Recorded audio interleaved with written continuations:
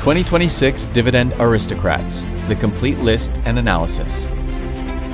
10 sources, June 30th, 2026. An elite group of S&P 500 companies that have their payouts for at least 25 consecutive years. The documents provide a comprehensive 2026 rankings list of 69 firms detailing their historical resilience through economic crises and their specific sector concentrations in stable industries, like consumer staples and healthcare.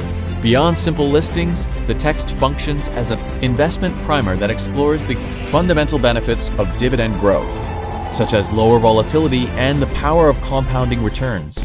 Analysis of long-term market data suggests that while high yields are attractive, investors should prioritize capital discipline and sustainable cash flows to avoid value traps.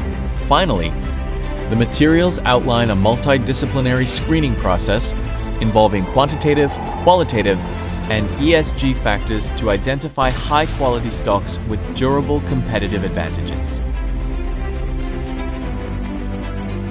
If you find this video is helpful, please like my video and subscribe to my channel so you won't miss the upcoming videos. Bye.